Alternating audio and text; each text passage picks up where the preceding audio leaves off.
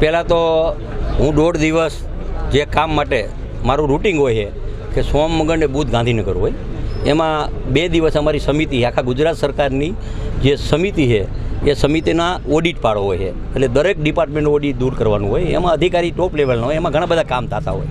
તો એના માટે મિટિંગમાં હતો.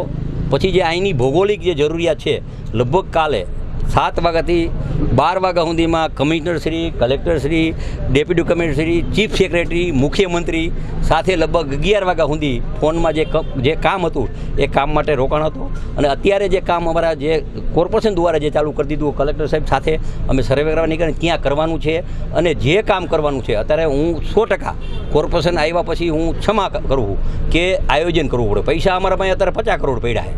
મને હમણાં જ આજે જીઈબીના 35 કરોડ મંજૂર અંડરગ્રાઉન્ડ કર્યા, પણ એનો પ્લાન એસ્ટિમેટ કરવું પડે, આ કરવું પડે.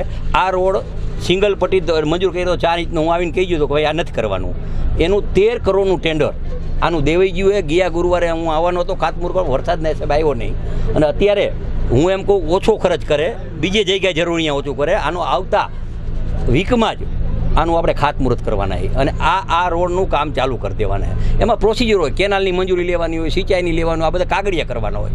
માનો કે અત્યારે જીઈબીની વાત કરી, એટલે આવા જે પણ આશરે એકાદા વર્ષમાં અમે સાથે મળી અને સરકારમાં જે પણ જરૂરી છે 5-15 રોડ કરશી, જે કરશી સારા થવા જોઈએ એ 100% ખાતરી આપી. અને બીજું, અત્યારે જે નાની મોટી તકલીફ છે તો હું ક્ષમા કરવું કે અમારી ડિપાર્ટમેન્ટ રાતથી જાગી અને પ્રશ્ન પૂરો કરી દેશે. આજે વિશીપરામાં લીધું, અહીંયા જરૂરિયાત હતી, 55 રોડ લીધો, આ રોડ લીધો, અને લગભગ હજી જ્યાં પણ જરૂરિયાત છે 2 દિવસમાં યાદી કરી અને અમારા કમિશનરશ્રી સાથે, કલેક્ટર છે, ડેપ્યુટી કમિશનર, અધિકારી સાથે અને જે કરી નોટિંગ કરી અને નાના મોટા પ્રશ્ન હોય એ હલ થઈ જાય. બીજું મારી વિનંતી છે, સરકાર પાસે ખૂબ પૈસા છે, એટલે કોઈને દાતારી કરવાની જરૂર નથી. હું આ લઈ આવ્યો કોઈને, અમારા પાસે પુષ્કળ પૈસા છે અને દાતારી કરવાની જરૂર નથી. કારણ કે ખોટા દેખાવ કરવાનું બંધ કરી દઈએ અને જે કામ કરતો હોય ને કરે. જો 5 વર્ષ હું નહોતો તે લગભગ ડાભુરિયા આવી ગયા હતા ગામમાં, 10% ને 20% વાળાને જમીનની ફળાવાળા,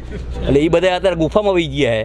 એટલે એમાં એનો હાસે છે. બીજું, ગોપાલ ઇટાલી જાય, મારા ઘરના યાદથી વરા પહેલાં જવાબ આપ્યો હતો, નરેન્દ્રભાઈની મધર વિશે બોલ્યા હતા. એટલે ગમે તે અહીં લડવા આવે, હું રાજીનામું દઈ દઉં અને એને 2 કરોડ રૂપિયા હું આપીશ, એ જીતે તો. સાંજ સમાચાર ફેસબુક પેજને લાઇક કરો, વિડીયો શેર કરો અને વધુ વિગતવાર સમાચાર માટે sanssamachar.net વિઝિટ કરો.